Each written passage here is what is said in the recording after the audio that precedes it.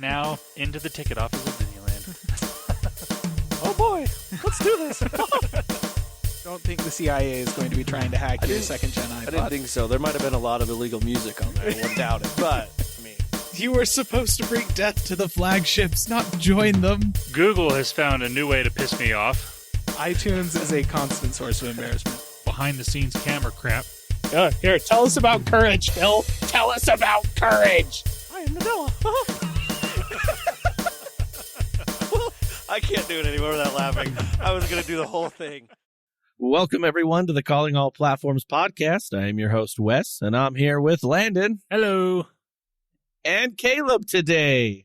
Chukung. Oh, no. Sorry. I'm never going to let that go. No, we're not.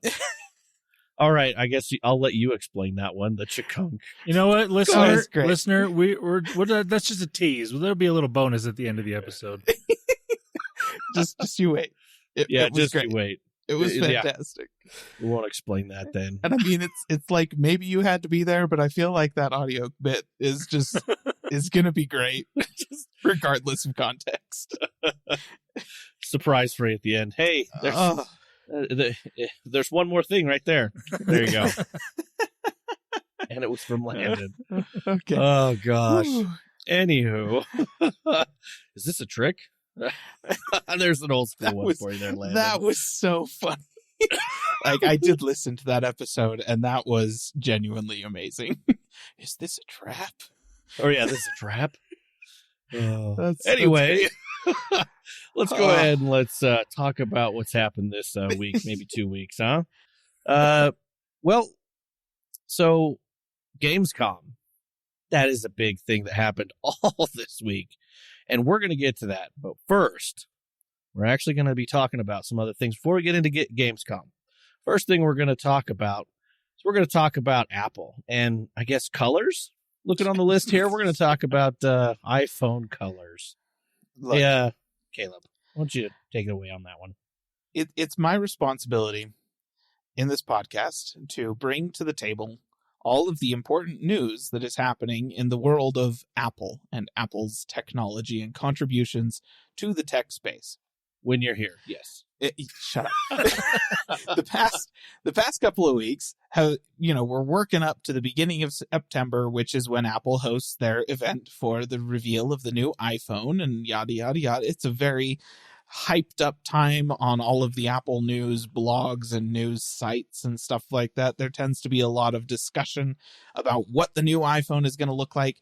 At this point of the year, we pretty much always have some kind of renders of the new phone. We have reasonably good idea of what the design of the thing is going to be like, as well as what possible hardware features are going to be shipping with it. And just in general, this year's iPhone is going to be the same as last year's iPhone, with maybe slightly rounder corners and some slightly different colors. Yay! Yay! So that's pretty much, like, literally in our notes for the podcast listener, I just said, we're now listing iPhone colors as if those are the rumors that will get people excited about this year's phone. Did it work? No. No. Nope. Bingo. Exactly. It's genuinely quite depressing, and it's okay. I wasn't going to be buying a new iPhone this year because they killed the Mini, and I genuinely may never recover from that. That's the problem is they gave me the perfect iPhone for me, sold it for 2 years, and was then like, nah, you don't matter. And it hurts when they do that. It's not the first time they've done it, to be clear, but gosh dang it.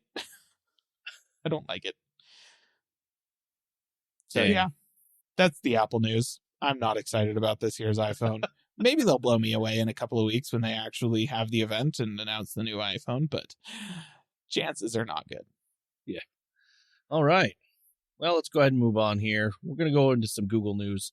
Landon here's got the Pixel 7a parts. We've got some parts to talk about here. Well, so a couple of years ago, Google partnered with iFixit, so you could buy genuine replacement parts for pretty much any Pixel device that's out that you can get right now, at least on the phone side of things.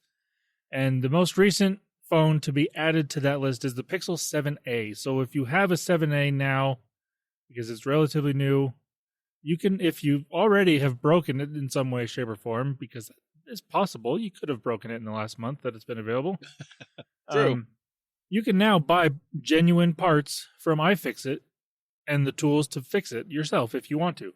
Or, I mean, you can send it back to Google and try to deal with that customer service nightmare that is always the case. Or just go to iFixit and, if you feel comfortable, do it yourself. They also have instructions on how to do all this stuff. So that can help, or that will help do that.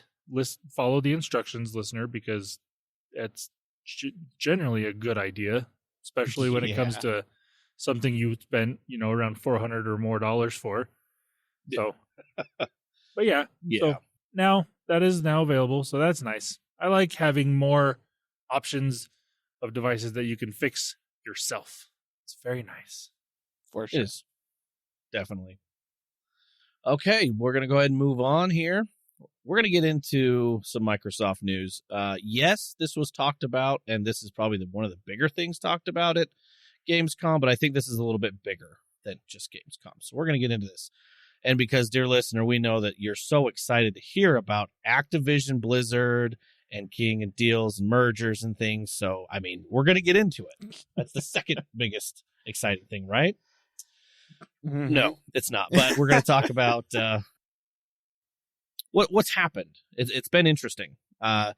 So to please the UK regulators, Microsoft decided to rewrite a deal where they would sell off the Activision Blizzard cloud license, all of it, Activision Blizzard King cloud licensing to Ubisoft, which means Ubisoft, and they'll do it for 15 years for this deal, and which means Ubisoft would be in control of anything. So they could sell the cloud licensing to other people. They'll just be in control of it for 15 years.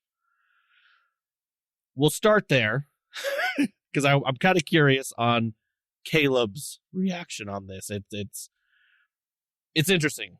So, okay, go ahead, Caleb. I want you to take it. What are your thoughts? I am fine with this. It's very much in keeping with the way that Microsoft has been approaching, particularly the UK and their whole pile of nonsense, where they're like basically just like, look, just tell us what it is you want us to do in order to make this purchase okay, and we'll do it. Like, genuinely, they don't seem to care that much. They just want to close the deal, and I think that they're taking a really long look at this whole thing. They're like, this is something that's going to 100% benefit us 15, 20 years down the line. And so, yeah, we'll sign away something like this for the next 15 years and, probably have provisions in that agreement to give them rights of first refusal after 15 years or something like that. And if they want to keep the licenses or right. Stuff like business and contracting, stuff like that. I think that Microsoft has demonstrated that in general, they are really more about just taking the properties from Activision Blizzard and feeding them to their subscribers without doing anything else to people who are not their subscribers. Like, they have put so many agreements in place and so many deals. They're just trying to sweeten the pot for people that are already subscribed to their services and to make the pot that much more attractive to people who might be interested in subscribing to their services.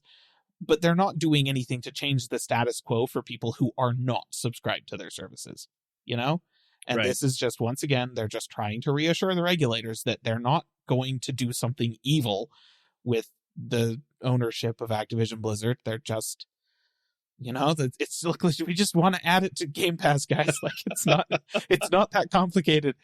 Right. There's Right. nothing that crazy happening here. I thought it was interesting because at first I was like, well, there is no cloud for Activision Blizzard. So Right. it's something that's Not not yet. existent, right? That they're like, sure, we'll sign that away. But I guess I did not expect Ubisoft, to be totally honest.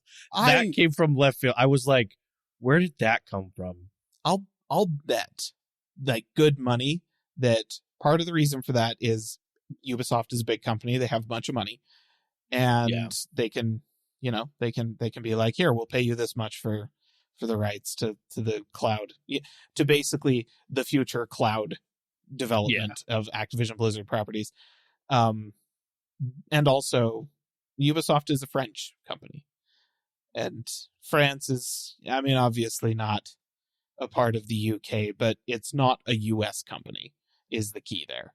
And I think that they maybe were trying to go just anywhere outside of the United States with this as like a show to the UK. Like, look, it's not even that we're just like trying to enrich it, stuff within our own borders, sort of thing. It's just, I think that may have played a big part in it, because they could have signed deals like this with companies like, I mean, they've already got a cloud deal with Nvidia, and they could have signed it with like, I don't know, an EA or one of those. Who owns Rockstar? Isn't that 2K? No, it's not 2K. Take-Two? It's Take-Two. Take-Two. That's what Or they could have signed it with 2K. Like there's a couple of different like large publishers in the United States they could have signed it with, but I think they were specifically looking for somebody outside the US because they're trying to appease foreign regulators, and maybe they thought that if they signed it with somebody outside the US, that would work better for that sort of thing. I don't know. Yeah. Now, with this appeasing and the UK saying, okay, we will look into this, and it will be, our final decision will be October. Oh my goodness. So, that was the UK. Now that they did this, the EU was like, we would like to actually reopen and look at this deal now that we did that. So I don't know what that means, but they just said they want to look at it more. I don't know if that's good. I don't know if it's bad. Nothing's come other than that. So I'm like, oh my goodness. Just stop. Just let it end. It just seems like the UK, it's like, we're going to let this go through, but we're not going to tell you that we're going to let it go through. We're just going to prolong this just to be annoying. And that's exactly what they're doing. I feel like Microsoft gave them because it's Ubisoft, because technically there is no cloud license for ABK right now. There isn't. No one's. I think this was them throwing them a gift basket, like, hey, you could say you made us do this. Just to prove it. Like, you know what I mean? Like, see, nothing's gonna, like, I don't know. But, I don't know.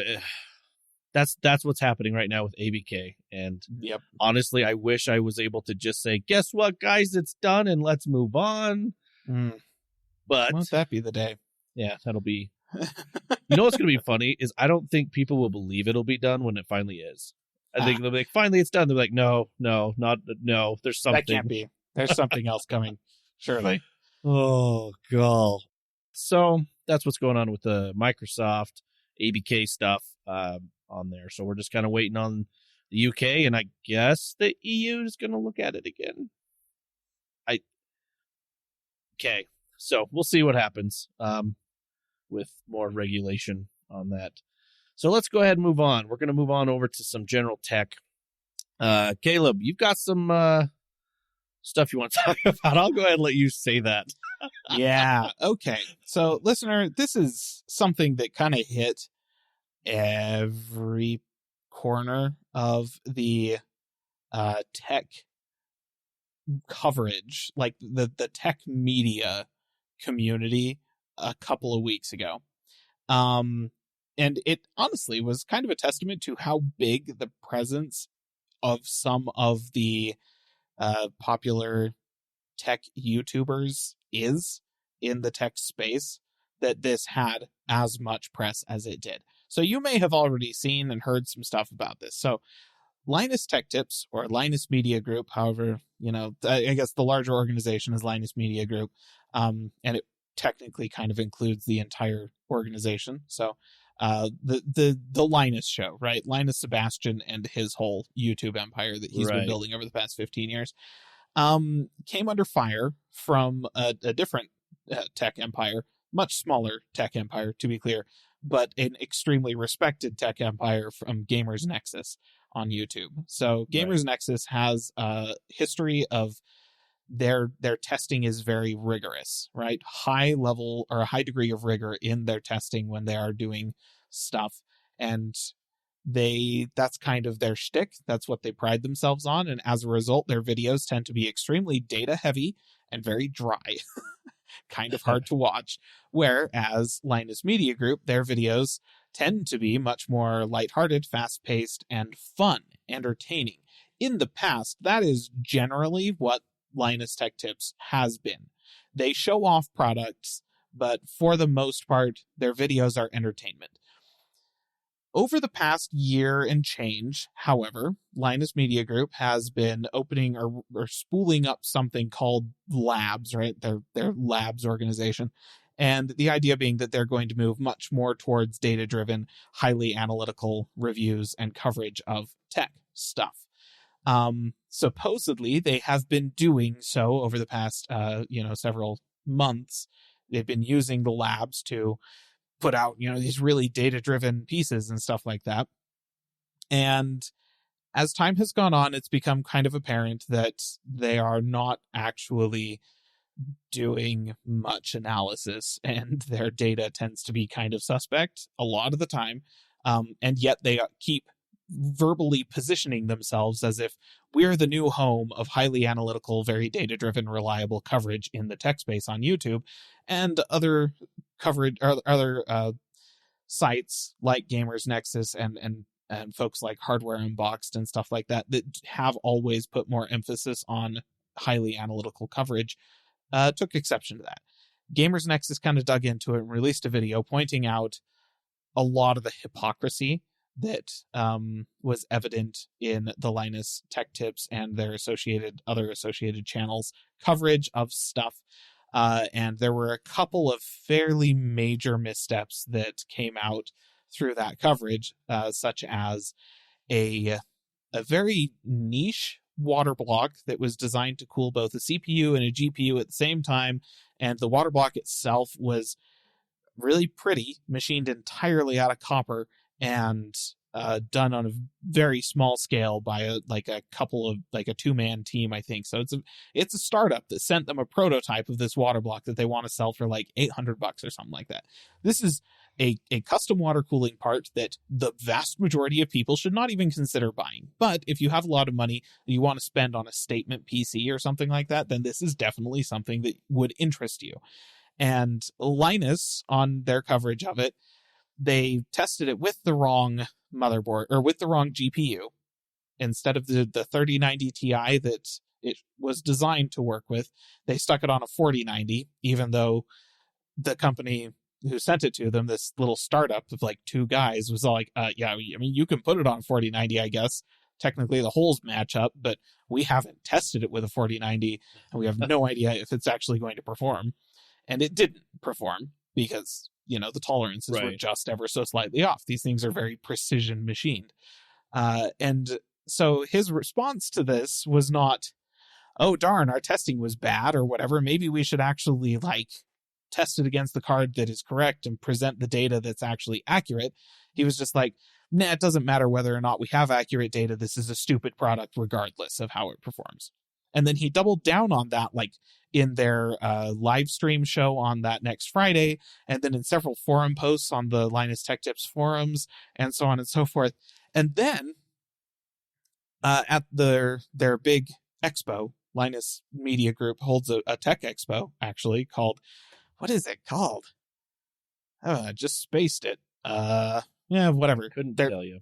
Their big tech expo that they had 2 weeks ago, they auctioned the prototype off, donated the proceeds to charity, despite the fact that the small startup whose prototype it was had sent them in an email and asked for it back. Oh, jeez. So they auctioned the thing off, and now this startup's like, that was expensive, man. That thing cost a lot of money and took a lot of time and effort to make and design and everything. And so now we can't do more additional testing and development on the thing because it's just gone. So Gamers Nexus kind of surfaced all of this saga with this whole thing and then tied it back to just kind of endemic issues with the way that Linus Media Group has been testing stuff and presenting information, and how, in general, the information that they put in their quote-unquote technical reviews of products is not great. It's when it's not just straight up when it's not just straight up wrong, it's actively, like, deliberately misleading. You know, like, instead of presenting the data and then letting the consumer kind of draw conclusions from accurate, reliable data, they were presenting bogus data and then drawing the wrong conclusions for the consumer. And that's a problem when your YouTube channel has over 15 million subscribers and is literally one of the most viewed tech YouTube channels out there. You know, back in the day when Linus Tech Tips was mostly just entertainment content and stuff like that, when it was basically MKBHD, like, MKBHD doesn't go out there and do, like, super analytical performance metric comparison from one computer to another or something like that. That's not their jam. They're out there showing you, like, okay, well, here's a new device, here's how it suits lifestyle choices and stuff like that. And they produce a really well put together, extremely slick and entertaining video as a result. It's advice that is a useful part of purchasing decisions, that you take something like that and combine it with more analytical coverage of the whatever this device is, and then you make your decision. Linus Tech Tips was pretending to be the one-stop shop for all of that. Turns out, is not very good at being the one-stop shop for that. So, Gamers Nexus video dropped. Linus of Linus Tech Tips, who has, thankfully, just recently, and before this all happened, stepped down as CEO of the company, brought in an actual, like, industry business guy to be the CEO of the company. Timing could not have been better for that, frankly. Yeah. Because Linus, just before this dude, like, he had been hired already, and just before he started, Linus went onto their forums, released a forum response to the Gamers Nexus video, in which he basically just got mad at Steve from Gamers Nexus for not turning the other way and just not looking. He didn't really have any reasonable defenses to offer for their bad data or anything like that.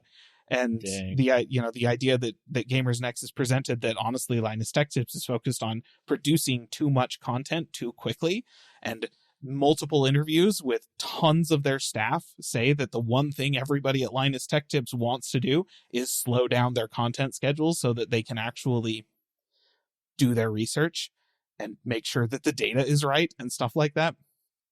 And he didn't address any of that at all. He just basically got mad at Gamers Nexus, and then got mad at Billet Labs. That's the name of the folks that made that fancy water block. He got mad at them for not communicating more effectively, and then doubled down on their product being a piece of crap in this post. And oh my gosh. It's just, the internet lit on fire.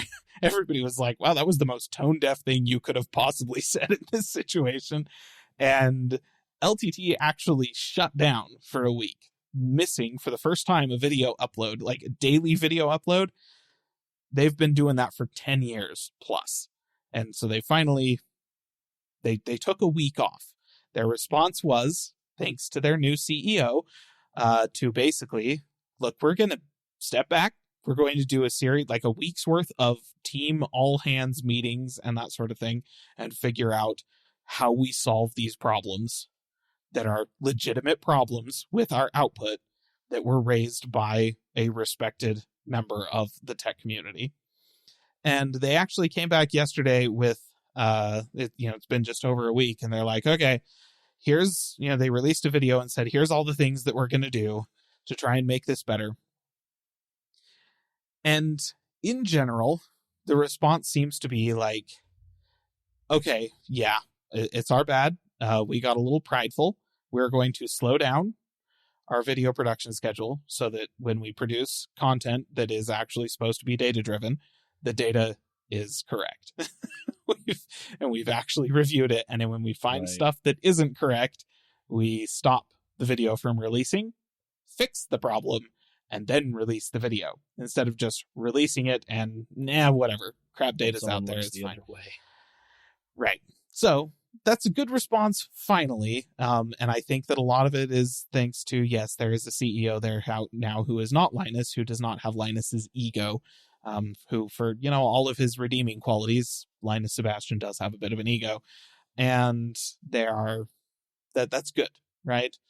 There were also some allegations from former employees of not great work environments and other issues which were not directly addressed in the video because they're under active investigation by the Canadian government. So that's, sorry, not under active investigation by the Canadian government, under private investigation with a report slated to go to the Canadian government afterwards. So it's a private company that is experienced with investigating stuff like this, a third-party impartial source that will sort all that stuff out, and I'm sure we'll hear about that several months down the line. But point is, lots of drama in the tech news space.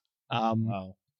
And the fallout is that, honestly, Linus Tech Tips, as a viewer of Linus Tech Tips, probably just consider their channel to be purely entertainment until, they give us a reason to believe otherwise. They have not so far. Yeah. So, I mean, I've been watching the channel for years, and I don't know. It's entertaining.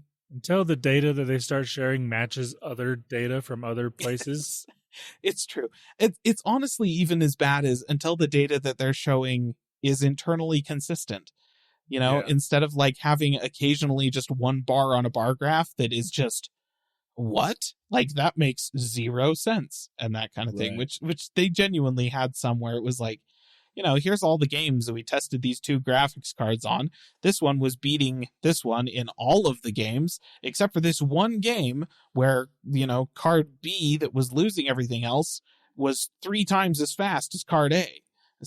What? So clearly, bad data, something was broken there, but no, they just put it in a bar graph, stuck it in the video, and shipped it. And it's like, okay. It's about as useful as Apple's bar graphs. It's worse. Like, genuinely, that actually was a point that Gamers Nexus made. They're all like, for as much as Linus Tech Tips likes to make fun of Apple for using bad graphs, check out some of these graphs that they've put in their videos. So yeah, it was a whole thing. And it very much comes down to if the source that you are going to for analytical comparisons of your, data for purchasing decisions with tech stuff does not have a published like research rubric, a document that says this is our test methodology and here's what we do to determine our data points and that kind of thing. Even if you don't necessarily agree with their exact methodology, just the fact that they have one written down and published for people to read is usually a pretty good sign. Yeah. So, and to be fair, Linus Tech Tips does now have one of those. They didn't a week ago. They do now. Got it now. Change in the right direction. They're moving in the right direction. But for the time being, look, they have a lot of videos that are just fun to watch. And they do stupid things that they'll go in there and be like, okay, we went out and we bought the single most powerful fan that we could find. A fan that requires 3-phase power and draws over like 1700 watts or something like that just by itself. It's just a fan. It's like, 400 millimeters or something like that. We're going to stick that on the front of a computer case and see how cold we can get the computer. Like by just blowing a fan through it. Like literally a fan that's almost a turbojet, could get lift kind of thing.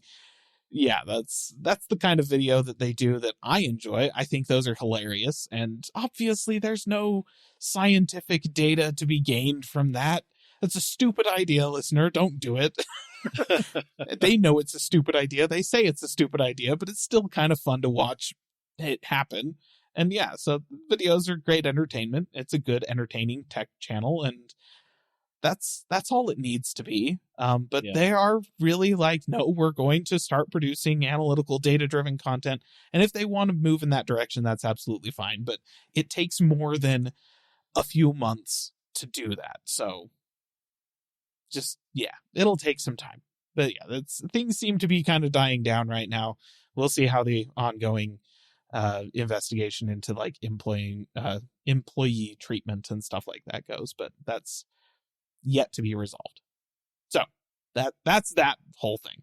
It's interesting because like I haven't watched a ton of his videos because like a lot of it is a lot of like PC tech stuff that I'm just it's just not what I'm into. Yeah. Fair. So like I'm more into the consumer tech side of things, not the gaming or analytical type stuff that you like, especially like you guys like more than I do, that's for sure. But yeah, I would watch his videos talking about Apple stuff because I know he's definitely not an Apple person. Like he's made that clear over the years. So I would go to his videos just to see if he does actually say something good about Apple products, I'll know it's genuine. At least I thought I would know it was genuine. Now I'm not so sure. Yeah. I mean, they might still be genuine if it's a complimentary thing, but all the stuff that he says bad, it's like, are you just saying it's bad because you hate Apple, or is it genuinely bad? You know? Yes. And that's a very common thread with them is like, they occasionally, you know, like I said, they make fun of Apple's bad graphs and stuff like that in their videos. And look, don't get me wrong, Apple's graphs are bad. Yeah. I talk about it frequently, but just to think that they had any data-driven stuff to say about Apple's devices is kind of the thing that blows my mind. Pretty much, if you are looking for performance metrics of Apple devices, you're not going to find them online as tech tips. That's just not where you would go for that kind of thing. If you're looking for the perspective of a group of people who are primarily PC-based gamers on Apple's products, then yeah, you can check there. Linus himself has like a giant hate boner for Apple, but since his team has gotten a little bit larger over the past few years, he's not the one writing most of those videos anymore. And so that helps because the rest of his team are not nearly as bigoted against Apple as he is. Yeah. So you get a much more kind of measured take, and they still call out bad stuff. Most of the time, the bad stuff that they're calling out is fairly reasonable. Apple has a lot of negative things you can say about them, let's be honest. Yes. But when they do say something positive, you know for a fact that's actually a really good thing, because otherwise they wouldn't have called it out. Like, for instance, all of the MacBook Pro's speakers, they're apparently the best in the industry, because the folks at Linus Tech Tips see pretty much every model of laptop that they could possibly ever want to see come through their offices, and every single one of them, they do a comparison of the speakers against a MacBook Pro. And the MacBook Pro is better every single time. So it's like, you do have some stuff like that that is useful information to know. And, you know, they always have positive things to say about like Apple's build quality and the quality of their trackpads and stuff like that, because these are the things at which Apple is objectively good. And so, yeah, if it's an interesting perspective to have on stuff like that. They have perspectives on the usability of various devices and whether or not something looks nice and is easy to use or makes sense when you get it out of the box and that kind of thing. Yeah, it's a good source for that sort of information, much like channels like MKBHD. It's a great source for just like, what's this thing like to live with over the space of a week or two? Not hard data, not analytics on like the cooling performance or anything like that, just kind of general usability. How is this device? And that's fine. You know, they don't need labs and stuff like that to make their videos worthwhile. But I don't know, Linus has got it into his head that this is going to be a big thing. It's going to take them a while to get up to the level of coverage that sites like Tom's Hardware or the Anand Tech or Gamers Nexus or Hardware Unboxed, stuff like that. It's going to take a while to get there. Maybe they will, or maybe they'll decide to go back to being just a pure entertainment channel. We'll see. They just need to be like the Mr. Beast / Dude Perfect of tech. That's kind of what they are already. Let's be honest. I mean, they just need to stick with that, and it'll be fine. Yeah. It's been working out just fine. Like every time they do, like, oh, we're doing a networking infrastructure upgrade in our office, and it's just like a couple of characters from the company just doing stupid crap and saying dumb stuff and or making mistakes and whatnot on screen. That's hilarious. It's great fun. Like, I don't know why it needs to be anything more than that. So that's all that melodrama and whatnot. And hopefully we never have to talk about YouTube again. Nobody cares about that. Yeah. No, that's crazy. Like, I heard a little bit about it, but I didn't realize how in depth that was. So that was kind of interesting for me. Yeah, it was a whole thing. All right. Well, let's continue on here. We're going to get into all things gaming as well as Gamescom, because that was all this week. Listener, I have to admit, there was so much going on. We may not hit certain points that you may like or whatnot. My suggestion to you is hop on there and look if there's something you're looking for, because, man. Look, Gamescom is a big convention. Yes. And there's a lot of stuff that happened in conjunction with it. Yes. But there were some things that were more important than others, and we'll cover those. Yeah.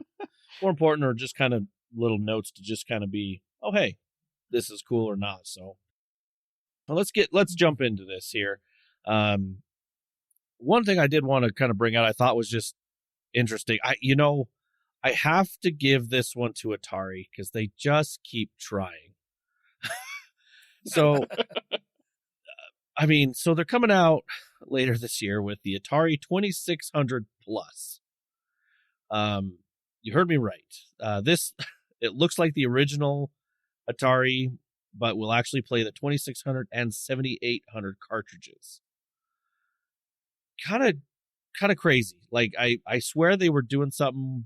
They did something, released like a mini Atari before with everything like this. Yep, they did. And so now they've got this. And so it's available for pre-order right now. It's $129.99, and it will ship in November of this year. It is a US only, though. They did say that there's an international release coming soon, but I gotta give it to them. Like, I every year there's something like this. I think it's admirable because I feel like they're putting more effort into first party maintenance of their back catalog of games than like Nintendo is, for instance. Like, from a game history perspective, it's not like Nintendo has really lost all that much just because there are so many rabid Nintendo fans that have all this old stuff, and they're really, really dedicated to digitizing and preserving it, Yes. Whereas Atari doesn't necessarily have that much of that fan base, and so they have to do more of the work themselves. But they have been doing it, to some extent at least, and that's kind of nice. Whereas Nintendo, most of the time, would rather sue the pants off of those fans that are preserving their legacy for them, which is, well, it's Nintendo, so I guess I'm not surprised. Yeah. So what comes with it, I think it's cool. It offers a modern HDMI video out with widescreen support and an included cable. It does have a light up Atari logo, which is cool. It's powered by, it says here, the Rockchip 3128 SoC microprocessor with 256 megabytes of DDR3 RAM, 256 megabytes of eMMC fixed internal storage, and power comes with a bundled USB-C cable. Yep. It's basically like a Raspberry Pi, in terms of what's powering and then just a big old, looking like an old school Atari. So it does come with one game cartridge that has 10 games in one, as it says. Yeah. Oh, that is true. And the games are listed on the cartridge itself. They have, let's see, Adventure, Combat, Dodge 'em, Haunted House, Maze Craze, Missile Command, Real Sports Volleyball, Surround, Video Pinball, and Yar's Revenge. Okay, but genuinely, Missile Command is one of the best games ever made. So right, I'm just gonna, I will die on that hill. It's a good game. Oh yeah, no, it's man, games were different back then. It's true. Yeah, microtransactions weren't a thing. It was nice. Oh, It was nice. Miss those days. Anyway, unless anyone has anything more to talk about the Atari Nah. 2600 Plus? No? Okay. I'll try and not wax too nostalgic here. Let's move on here. I just wanted to mention this real quick. The Sony's PlayStation Portal Remote Player. Yeah. Oh, say that 5 times fast. Sony's PlayStation Portal Remote Player. Anyway, it's launching later this year, and they did put a price on it. It is $199.99. Yep. So we talked about this. We did. It was called Project Q when we talked about it back at the beginning of the summer. This is an interesting device. No, it's not. It's a stupid device. I know. I'm trying. There's nothing I'm trying interesting to be, about this. Sony, Listen. you absolutely missed the mark. No, what's interesting about it is the fact that Sony thinks this is okay. a good device. It's like when we talked about it initially, the basic, we were right. Like we were like, oh, maybe there's more to it that we're missing or something. No, it's literally just a remote play device that allows you to stream games from your PS5. However, you can't stream them over the internet. You can only stream them on your local Wi-Fi. Okay? Which means you have to be in your house with your PS5. Which the whole bad part about this is not only are you spending $199, you have to spend $500 to get the thing that it has to connect to. Yes. It's basically which is the PlayStation 5. It's basically just a tiny TV with a DualSense controller attached to it to hook up wirelessly to your PS5. It like we said when we initially talked about it, it's a device that does have a use case, right? If you want to have your PS5 games up in your bedroom and down at the nice TV in your lounge or whatever, then okay, you can use this to play games in your bed, and then you can go down there to play games on your couch, and it costs less than buying a second PlayStation, and that's fine. But like we said in that episode of the podcast, and I think what's hilarious is that like I was gone for that episode of the podcast. Yes, but I had a segment like on the YouTube channel that kind of covered my thoughts on it completely separately from what Landon and Wes had to talk about, and completely independently without talking, we came to the conclusion that this is a device that does make sense for a target audience that is pretty reasonably sized if the price is right. And the price we were all saying was like about $100. And so if this thing was $100, then I'd be like, kind of expensive for what it is, really. But I mean, it is an extra DualSense controller along with the ability to stream your games in your bed or on the toilet or whatever. Stuff that your smartphone can already do, but your smartphone doesn't have a screen this size and it doesn't have a DualSense controller built into it. You'd have to use a separate DualSense controller. So like, maybe the price justifies itself at $100, but $200, I'm sorry. No, it's $100 too expensive. Yep. It just is. Nobody should buy this thing. It's dumb. Just use your phone. Yeah, like if they were to make this like maybe $100 more, slap some like a 500 gigs of storage onto it, then it makes sense. Because then you can download the game onto the device and it's a PSP at that point. And even if it's $300, it's worth it at that point. But at $200, and you have to be at home and you have to stream it just is so dumb.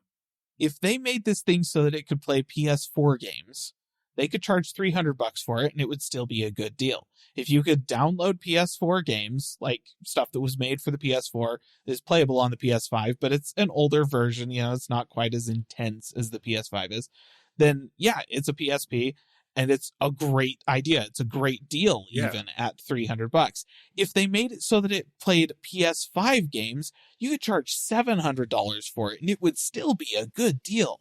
Like if you could actually download PS5 games to the thing and play them on a local handheld device like a Steam Deck while you're on the bus or something like that, yeah, $700. People would pay for it, and honestly, I don't know that they would be wrong.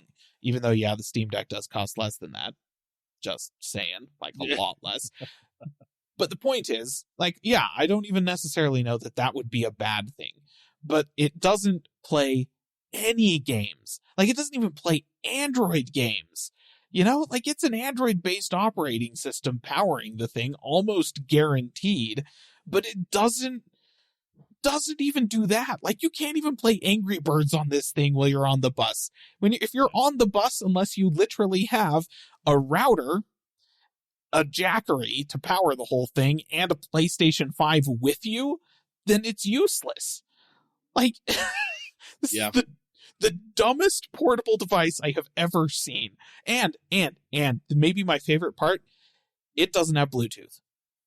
Yeah. It does not have Bluetooth. If you want to use wireless headphones with it, then it does support what's Sony's proprietary the wireless earbud. I can't remember. Yeah. Sony has a proprietary wireless connection for audio devices that only works with their like 2 headsets or whatever. And yeah, you can use those if you want to use wireless. Otherwise, it does have a 3.5mm headphone jack, so you can plug like normal headphones into it. But geez, the frickin' Wheeze, Sony, what the crap is this thing? Yeah. Like, you announced this like you were proud of it? Really? Yeah. You know, honestly, I know this was announced. I might just recommend something else that I know there was actually quite a few other handhelds that were announced or version 2s of things. So, for example, I know through the weekend, Razer, they did their Razer Kishi V2 Pro. Yep. Version 2 on there. I mean, that's mobile phone right there, yeah. which you can take on the go anywhere, just connect it and go. I know with mine, I used the original one I had for a while, and sometimes, I'll just throw my phone aside and just plug it in and go, and it's great. And it works with streaming and cloud and all that. Yep. I mean, and it's got the Sony Remote Play app on it. It does, yes. If you've got a reasonably big phone, then just getting something like that to put on your phone gives you 90% of the experience of this device when you're at home. And then when you're not at home, you can still use it for stuff. Like, it's still a thing. True. Now, I will say, though, if you just give it a month or two, someone will hack this thing to run regular Android and make it useful outside of the home. No, you know what's going to happen? Someone's going to hack it to run Starfield. That's what's going to happen. That's an listener. If you live under a rock and don't know why that's funny, that's an Xbox only game. Yep. So that's what'll happen. Yep. Which actually, I mean, all they have to do that is get it to run Android, so that then you can stream Game Pass, xCloud, and there you go. Oh, jeez. So there's that. Figured we'd mention that because we talked about it before. And then, you guys, there are so many games coming. There's so many details on all these games coming to, whether it's Xbox or finally being released. Obviously, the new Mortal Kombat is coming out. They've had demos on Starfield, Mortal Kombat, the new Age of Empires 4 that finally hit Xbox. Like, it's been out for PC, so they did the controller conversion. Persona 3 Reload? They're doing the stuff for that. The pre-orders, the new Tekken. There is so many games, and hardware and things that are coming out. But the couple points that I wanted to make on my end, I did want to throw this out there. Those of you Blizzard fans, I guess ex-Blizzard fan Caleb over here probably don't care. Left. I found this interesting. World of Warcraft in classic mode now has a hardcore mode. It has a hardcore, and apparently this is a huge thing. I kind of dug into this so I never found hardcore fun in any kind of video game. Basically, what that means is you start a character in, say, an MMO or action adventure or something, and when you die, you're dead. It's game over. That's it. That character's done. You can't play it anymore. There is no like, oh, I saved, so I'm going to go back. No, it's gone. Nope. And then you have to restart, and everything you had lost, restart. And apparently there's a big fan base for this. And I was looking at Blizzard released some of these things that have come out, and apparently they're like, what was it? The first 48 hours, there was 90,000 deaths. Like, people just dying all over, restarting. And apparently this is like a big thing.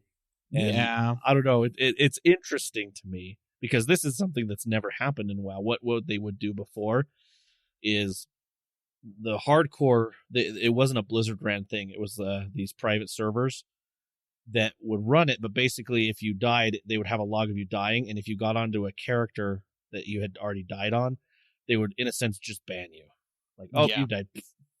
And so, it's such an interesting niche. I find it cool. It's just a niche that I'm like, wow, there's people that have that tenacity to do that. That's like, listen, listener, I just want to let you in on a secret.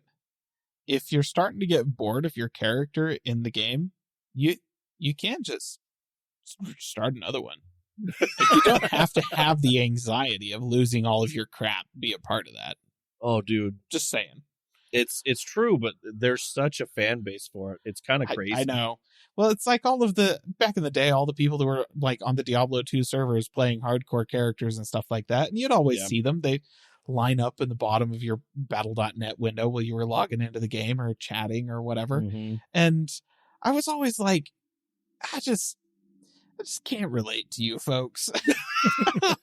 Can't. It's like, especially the number of them that, you know, had obviously finished the game, had like super high level gear and stuff like that. And then they were just like running the cow level over and over and over again.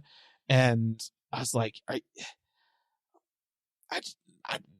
just don't get it. It's like, you're just waiting to die, you know, like I'm just here until I die and lose this thing that is the culmination of literally like probably 150 to 200 hours worth of effort on my part. And I'm like, I don't have any interest in doing that at all. I will say, so playing Diablo 4, well, actually I did do a hardcore character in Diablo 3, but that was just kind of to get an achievement. And I was like, hey, I'm done. I'm never playing this again. But in Diablo 4, I started a hardcore character and I was like, okay, I want to try this out and really get into this. And it does change the game because I'm not like, oh, if I don't accidentally, you know, jump out of this fire, you know, whatever. Oh, I don't want to set that trap off because that will instantly just kill me. Yeah. And it's crazy because like you see a boss and you really have to think, okay, is my resistance is good for this? Yeah. Like, and if you do see the butcher, you just run. Like, that's all it is. You just run. There is no, I'm going to see if I can tank this guy. Yeah, I mean, that's fair. And like, I probably would not have quite so lackadaisically wandered into who was the second chapter boss, like final boss in Diablo 2? Not a Duriel. Duriel. Duriel. Like the big old like fat crab dude, whatever he was. Anyways, like that guy, the first time that I played through Diablo 2, I was playing with a friend who had played the game before. I had not. He was a necromancer and I was a paladin. And it's like you said, having your resistances, in the case of a paladin, having your auras appropriately selected for fighting that boss. I did not have like any kind of poison resistance or anything like that. And this dude and I'm supposed to be the tank. Right, I'm the paladin. I'm supposed to be the one taking the heat so that the necromancer can do the damage from the distance.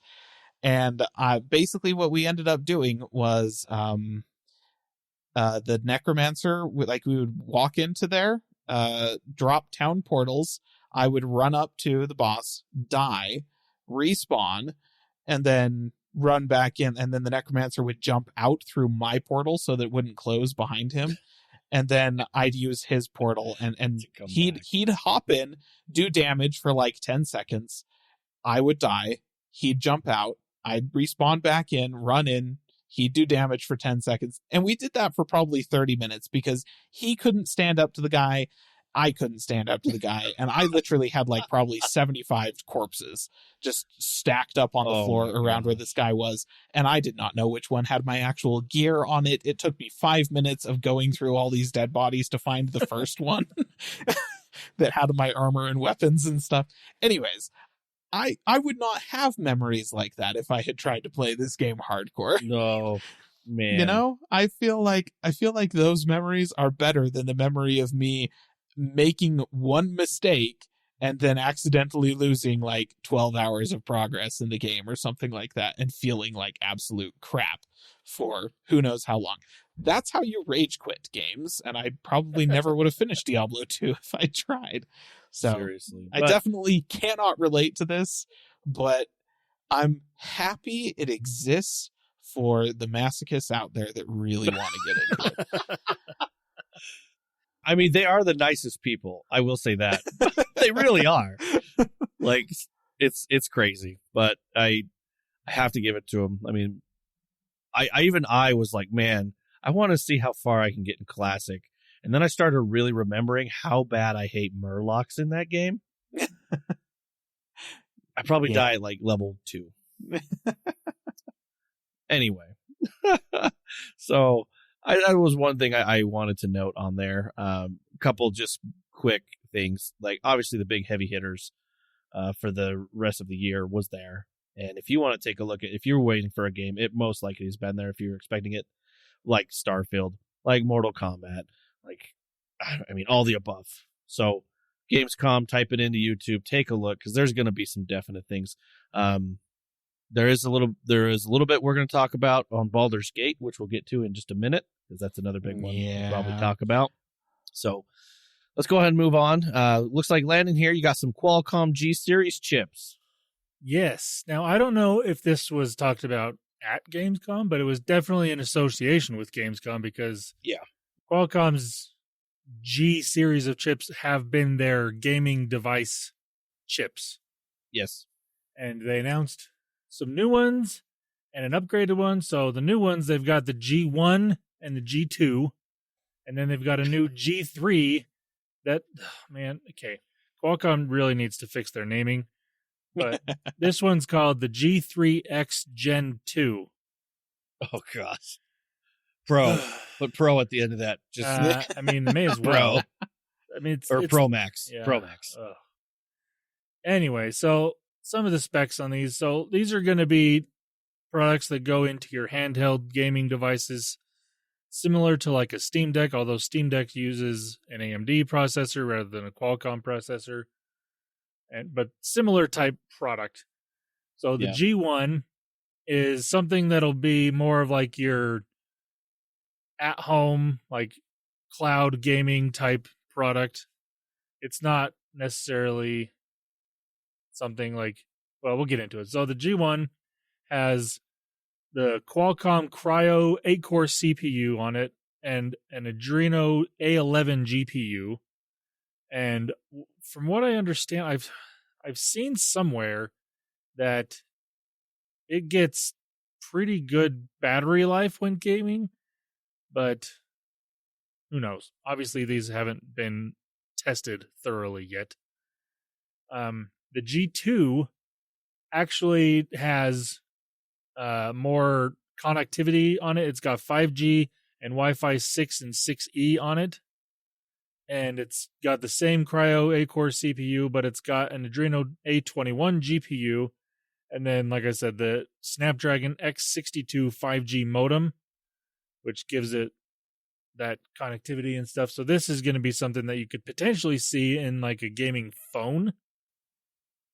Similar to like the Asus phones or, something like that.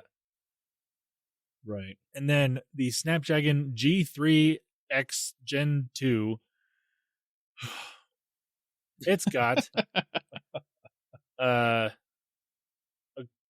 same Cryo 8-core CPU and Adreno A32 GPU that is saying it's everything together is 30% faster than the Gen 1 G3 processor, and it's got faster Wi-Fi 7 on it, is what they're claiming. I don't know. I didn't know that was a thing yet.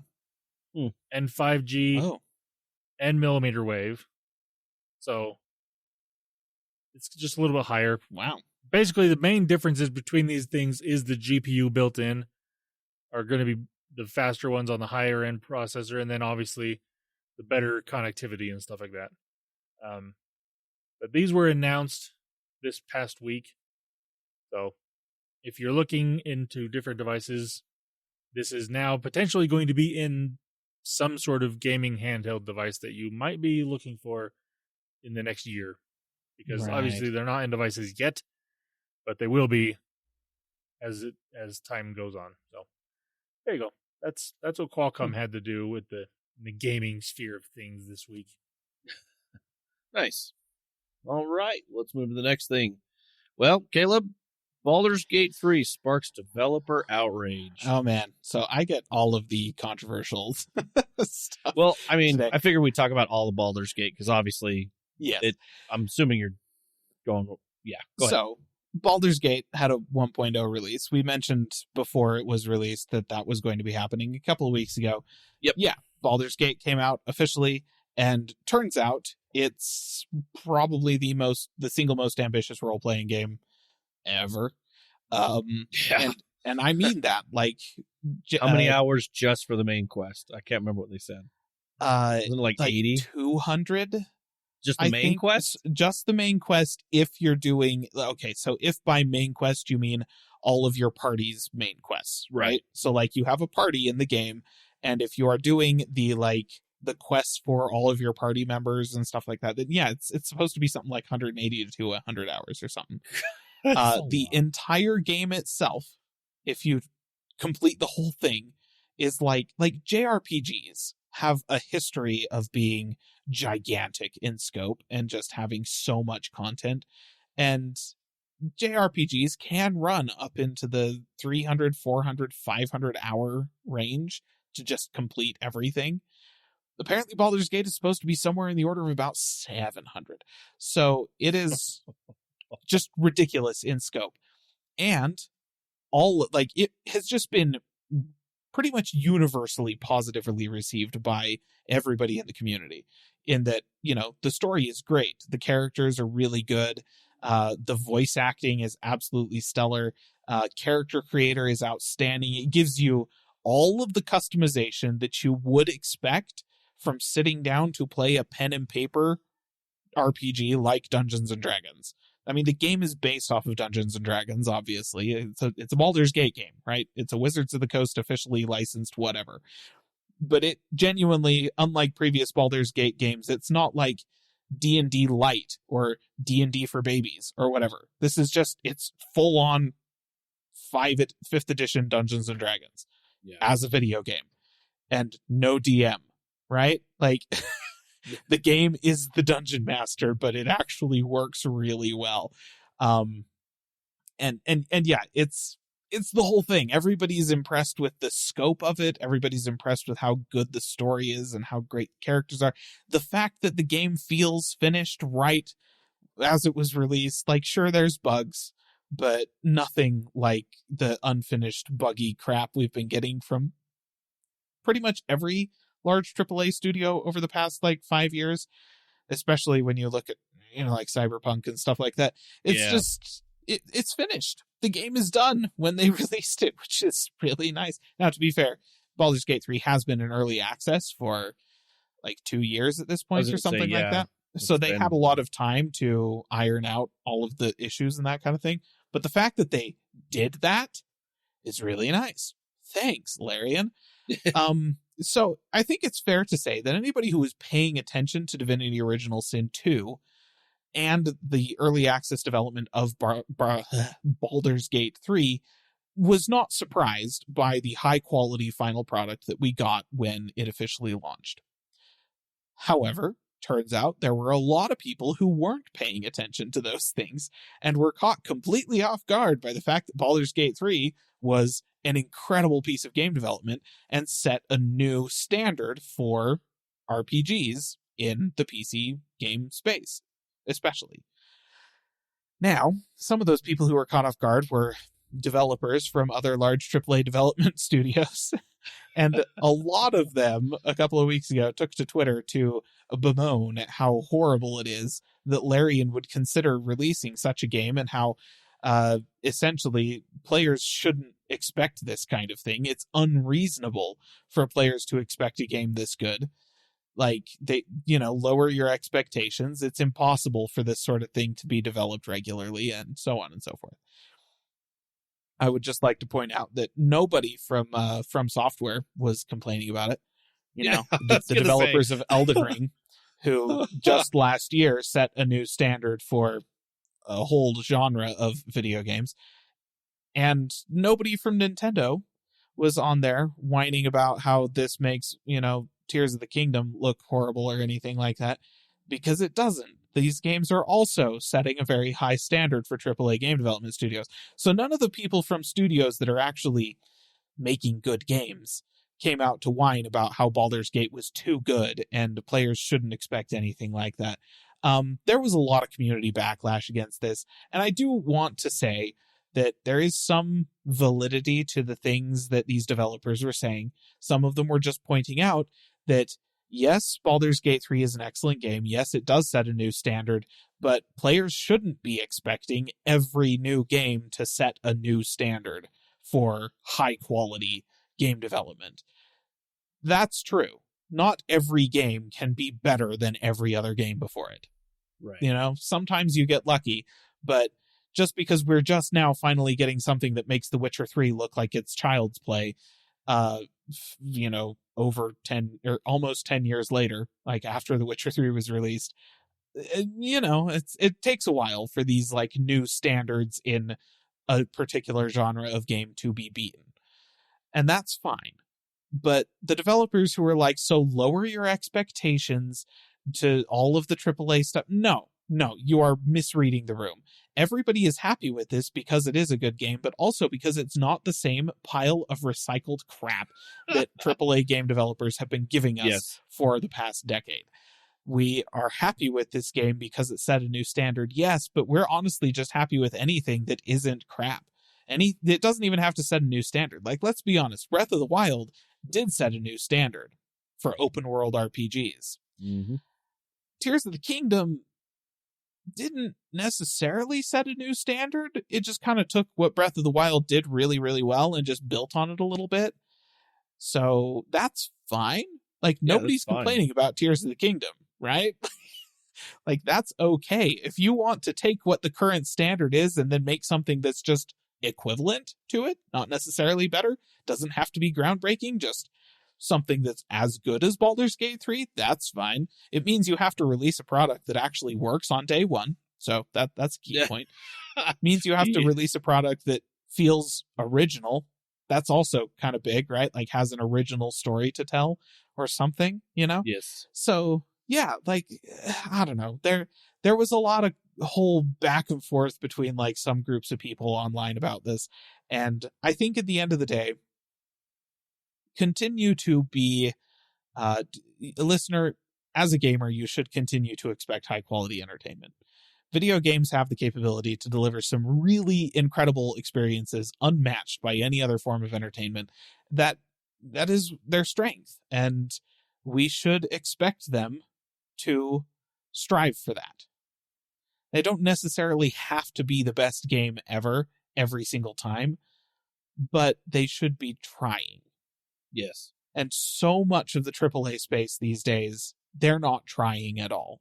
They have a checklist of concepts that they know sell, and they're just regurgitating like literal garbage into those concepts over and over and over and over again. As much as I really enjoyed the setting of Horizon Zero Dawn, I do recognize that in terms of gameplay, it wasn't bad, but it was basically just Far Cry. Like, I recognize that. Yeah. It was Tomb Raider crossed with Far Cry. That was it. There was nothing great happening there. Fun setting, decent characters, pretty good story. Yeah. The game was okay, but it was not pushing the boundaries of what was possible. It was no Legend of Zelda, Breath of the Wild, which came out pretty much the exact same time. Turns out, sold way better. Turns out, yeah. Don't know why. Couldn't tell you. So, I don't know. Continue to expect wonderful things from your games and be discerning purchasers of games, listener. You don't have to buy every single game. Like, I'm sorry, Starfield is about to come out, and I'm going to go ahead and say it. You wait until it's out. You wait until you can see some people playing that game, and then you decide whether or not that game from Bethesda is going to be worth as much as Baldur's Gate 3. Because I have a very strong suspicion that it won't be. And maybe don't buy it. Like, is Baldur's Gate 3 not going to be quite as pretty? Yeah, I guess not. So if visual appeal is the only thing that matters to you, then I suppose buy Starfield instead. But if that is the only thing that matters to you, James Cameron has some movies he would like to show you. They star blue aliens, and they're the most visually impressive thing that you can see on a big screen. I don't know why you're even playing video games. So, yeah, I don't know. There's a lot to unpack there, but I think the key is just continue to expect high quality games, listener. Don't back down. Don't let the developers that are getting upset about players actually wanting high quality entertainment. Don't let them talk you into submission. It's not real. No, I agree with that. And I think with that rage, there's such, I'd like to add to it, like, I don't know, with this medium we're in, it should just be fun. It should be a fun hobby we all have to be able to talk and enjoy these worlds and the outrage and stuff that's been happening. There's even more outrage with it on, say, we'll even go into the console war thing, like, even with, because it's not coming to Xbox till way later, so there's this big thing of, well, the Series S is holding it back when they announced that it's coming. It's just, hey, obviously we don't have as many what do they call it, teraflops, we'll just use their word, teraflops, to make it split screen or whatever, but it's well, yeah, they don't have as much power to work with on the console. It is technically possible to do it. It's just going to require a lot of optimization to make 700 hours of this game work on the Series S. So, give them some time. It's a much smaller team at Larian than you probably are thinking. Like, I think that's the key everybody is overlooking here, is that Larian is not really a AAA developer. No. Like, Larian came from Kickstarter. Like, they were a developer in the traditional sense, and then they got fired because their games were kind of sucking and they weren't selling very well. And so they last-ditch attempt took their IP, their one IP that they owned, Divinity, to Kickstarter and managed to turn that into success, and enough success that everybody was like, well, yeah, if you want somebody to make a Dungeons & Dragons-based video game, it's them. Like, they've already proved twice they can do it very, very well. So, like, but it's not a huge development team. This is not a AAA team spending literally like tens of millions of dollars on the development of this game. A lot smaller scale than that. So, yeah, it's going to take them a minute to get it ready for the Series S. But the fact of the matter is they released it on PC and on PlayStation 5 with no game-breaking bugs. 0. So, I'm sorry, Bethesda. You have a much bigger team and a much bigger budget. That's the standard for Starfield. Right. Is that you release it on the supported platforms with no game-breaking bugs. Yeah, we'll see. We'll see if they pull that off. We'll see. I mean, and like, to add to it, like, you should enjoy this. Shouldn't be fighting, but anyway, let's go ahead and let's move on. Unless we have anything more. Landon, do you have anything to comment on the Baldur's Gate developer outrage? No. I just figured, you don't have strong opinions on the world of Faerun. Yeah. Nope. Fair enough. Okay. Let's move to the next bullet point here. Caleb, you want to talk about AMD Radeon. Oh, yes. This was probably the most positive thing that came out of Gamescom, I think. So, AMD announced some details and a launch date for the Radeon RX 7700 XT and the RX 7800 XT. Finally, filling out the middle of the 7000 series lineup for Radeon cards. Up to this point, we had their very high-end stuff, which was like, the 7900 XT and the 7900 XTX, and their lower-end stuff like the 7600 XT and 7500 non-XT. I don't think that one had an XT on it. Anyways, we had the low-end stuff, we had the high-end stuff. Now we're finally getting the middle stuff. What's, I think, salient about this stuff is that in terms of pricing, the 7700 XT is launching for $450 and the 7800 XT is going to be $500, which is actually down a little bit from their equivalent cards from last generation, which is nice. And if you look at the pricing, that means that they're stacking up against stuff like the 4060 Ti and the 4070, right? They're not like super high-end NVIDIA cards that they're trying to fight. Obviously, they're kind of the middle of NVIDIA's range. And in terms of pure rasterized performance, they curb stomp the NVIDIA cards in their price class. And even in ray tracing, it looks like they may beat some of NVIDIA's cards, which has not been the case for price competitive AMD cards up to this point. It is worth noting, all of the numbers that we are talking about came from AMD.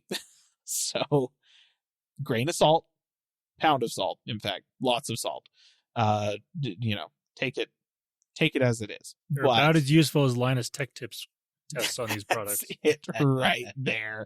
Ooh, they contracted out their benchmarking to the LTT labs, and don't take any of it seriously.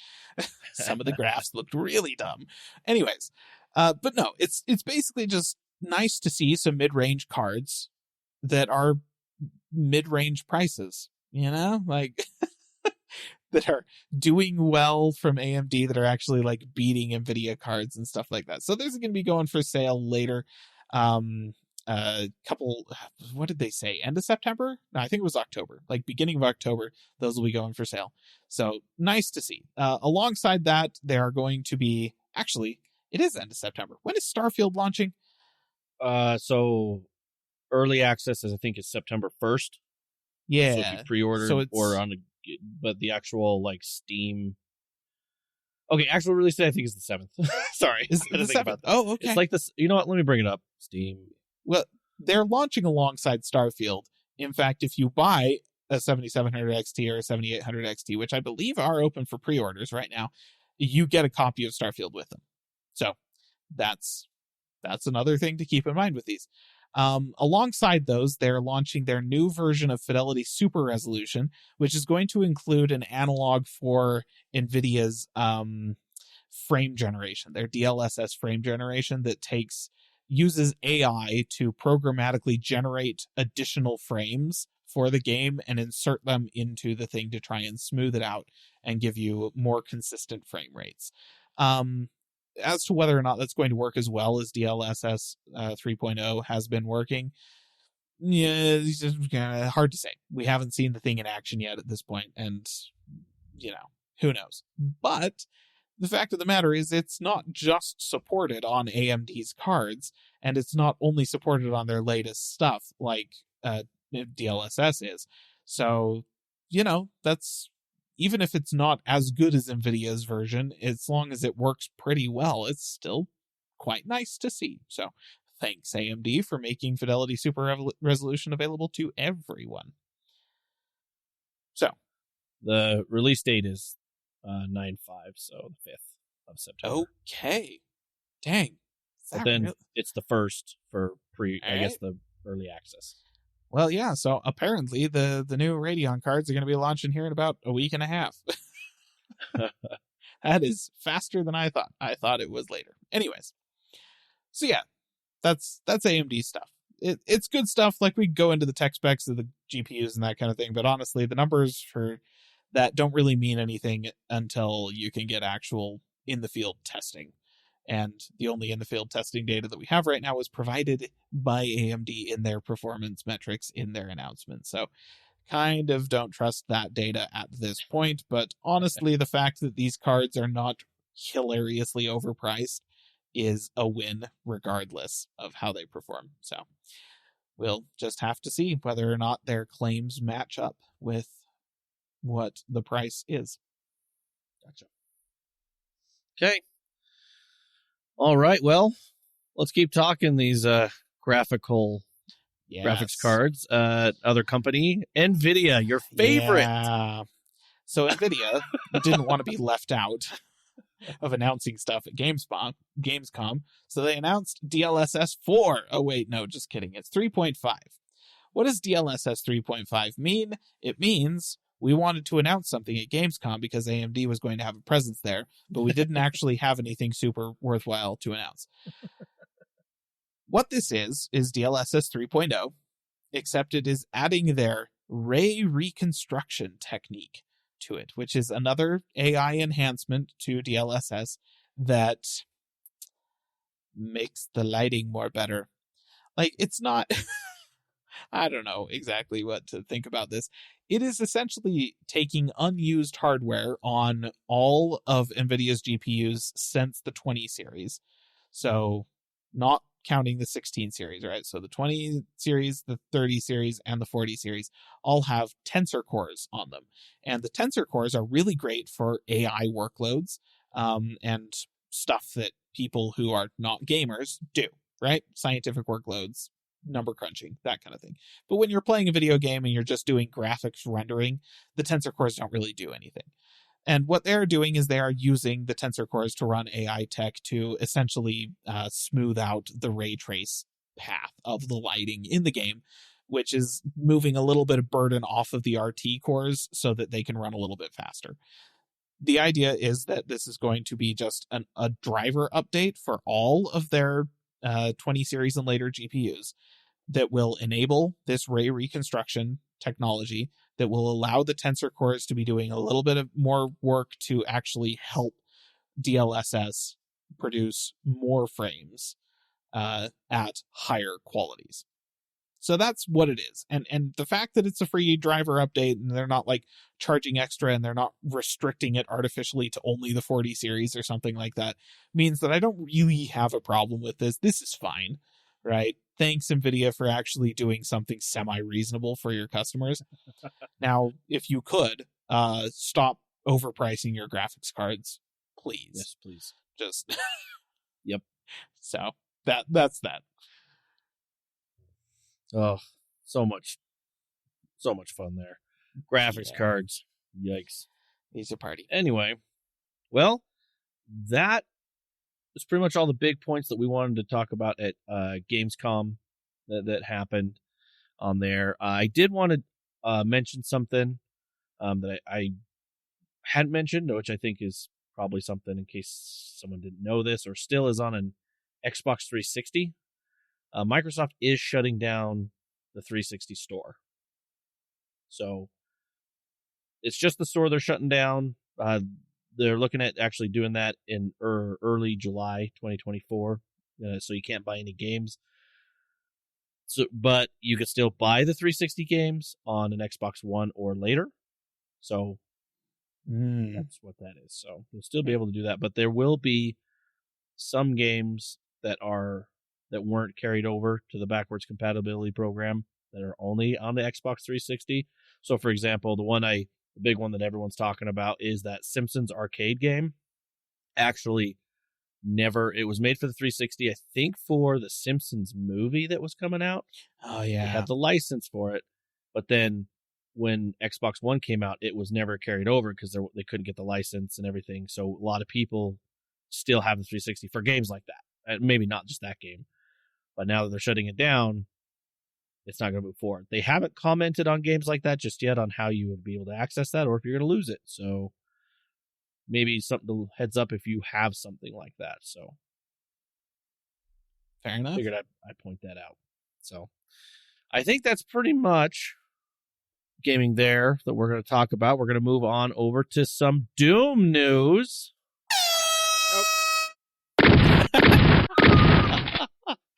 I mean, both work. Let's be real. Doom guy on his way to a party. All right. Right before he shoots his gun. That's it. Got to make all the demons aware of his presence. And yeah, I mean, then he can take care of them. It's the old adage that in Dark Souls, you're trapped in a room with a bunch of monsters. In Doom, the monsters are trapped in a room with you. Right. Okay, Doom modders. Man, this one's good. We've been building up to this, listener. You didn't realize, but we have been building up to this for a while. I don't think we realized it either. No, I had no idea. Several years ago, we talked about how somebody had gotten Doom running on what was it? I'm going to have to just double check. The Raspberry Pi Pico RP2040. Okay. So that is a single board computer, SBC, that has 264 kilobytes of RAM and is flipping tiny. Like, it's like thumbnail sized, okay? This entire computer. It's ridiculously small. And the guy got it running on that, even though the original game was designed to run on 4 megabytes of RAM, and he got it running on 264 kilobytes of RAM, okay? So this is seriously impressive. We reported on that, and then we reported last year, I believe it was, or maybe might have been the year before. Hard to remember. It all kind of blends together. A guy who used that particular single board computer to get the game running on a Lego brick, right? He got it running on one of the slope tiles as the display for the thing, and then a later addition to that project managed to build the entire thing that was powering it and the controls for it and everything into a very small clump of Lego bricks that you could play the entire game just by touching a couple of touch-sensitive studs on the Legos and viewing the thing on this little itty-bitty OLED display on one of the slanted tiles. Now, another guy has taken all of that work and made a keycap, okay? So this is a keycap for a mechanical keyboard that is, it's approximately the size of like a standard sized backspace key, right? So you could just take your backspace key off of your keyboard, assuming you don't have like a weird sized keyboard, and stick this thing onto it, right? It's just, it's a keycap that has a Raspberry Pi Pico in it and a low res but full color OLED display. Okay? All of it on a resin 3D printed keycap that the whole thing, it runs the game, right? So you can just stick it on your keyboard and let it sit there and run the demo if you really want to. But you can also just take your keyboard with a USB-C cable and plug it into the back of the keycap and then use the keyboard that the keycap is on to play the game on your keycap. Completely self-contained. So, assuming that your keyboard is battery powered, I suppose. Right. But yeah, it's amazing. I just, I can't. It's a keycap. You can play Doom on it. I love it. I've never really been into the whole mechanical keyboard space. I do understand it. There are some that I do like, but this would be the potential reason why I would potentially, do it. Buy a mechanical keyboard and then just to have this. That's amazing. Yep. So yeah, Doom modders, they're the best. Keep it up, guys. Y'all rock.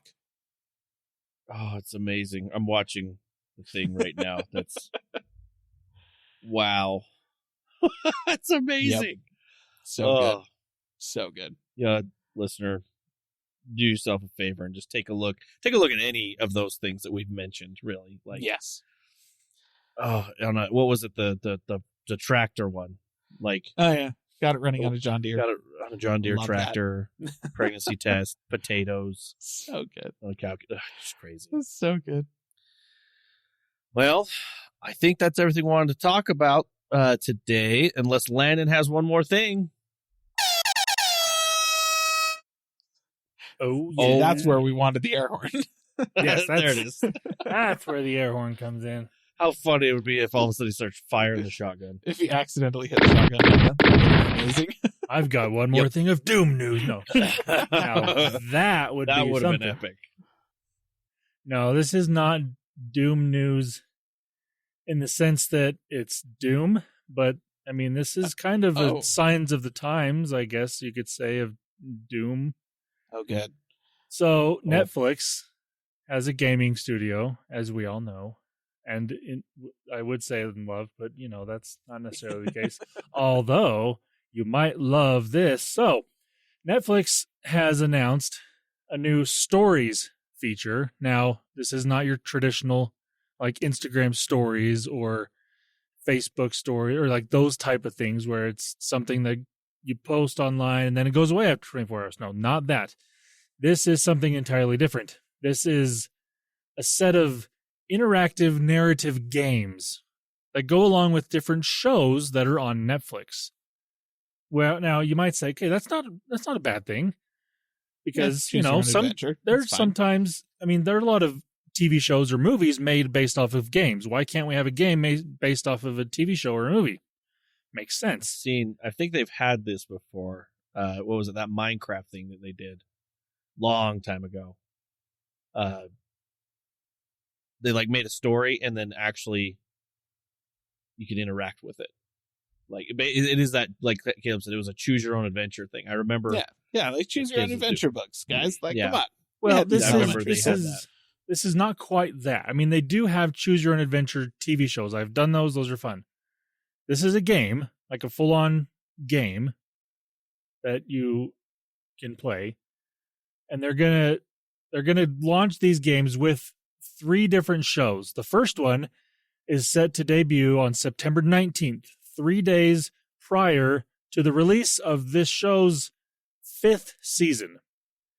Now, the show that this first one is based off of is Love is Blind. Wait, what? Yep. What? Okay. Now I don't know exactly what the game is going to be like. I would imagine maybe a sim type game where you I are guess participating in some way of, or another, the Love is Blind scenario where I don't know, but that will be available on September 19th, prior to this next season of Love is Blind coming out on Netflix. Okay. So if you, listener, are really into that show, this game might just be for you. Interesting. So I guess. now, the other shows that they will be coming out with these type of games to go along with are Money Heist and Virgin River. So, and I would imagine that those games will come out alongside the new seasons of those shows coming out. I don't know when those are going to come out, but probably similar to how this one is coming out. But there you go. If you are a really big fan of the show Love is Blind, now there's a game for you to go play. Okay. So there you go. That's my one more thing for this week. Random. Okay. Netflix. Okay. Okay. Yep. I don't even know how to end it after that. It's just, what on earth? I guess we'll see more of that later. Who knows?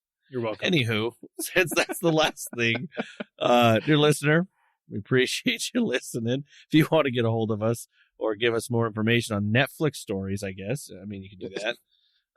If you actually watch those shows, drop us a line on our social media platforms, as well as callingallplatforms.com. If you'd like to see any videos that we've posted on YouTube, you can at Calling All Platforms there. All right, dear listener, have a good week. Bye-bye. See ya. Calling All Platforms is a production of Supporter Sound Studios. To learn more about how you can support the podcast, go to www.patreon.com/callingallplatforms.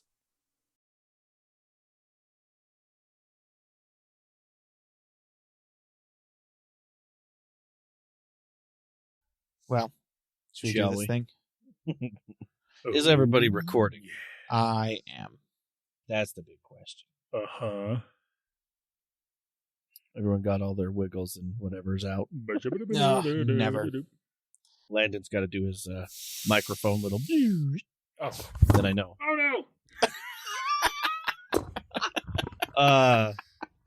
Not too hard, I guess. I don't know. There we go. There it is. I just got to hold the actual microphone and not just. I held it. I held the shock mount right. instead of the microphone. That obviously. All right, listen here, Gorilla. Let's start calling you Magilla here.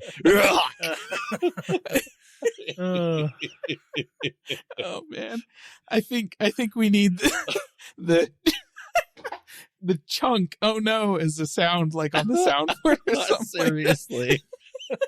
Good thing I'm recording. Oh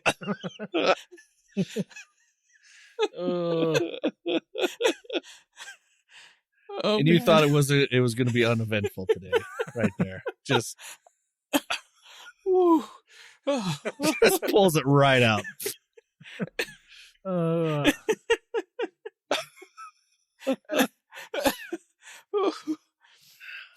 I need to gather myself now. Jeez Louise. Oh, Yeah. man. We were ready to record. Oh. Oh, man. You know, that's one of those things that I wish if we ever had video recording, that would have been perfect. Just That would have been great. right. Honestly, the audio is good enough. That was just such a Yeah, you just hear a crunch. shukunk. Oh no! Oh man! All right. Well, Thing is are quicker. Are you good, Landon? Yeah. Okay. Next time, grab the microphone and pull. Don't grab the shock mount and pull. That. Oh my goodness. Oh, okay. Deep breaths. Okay. Oh man.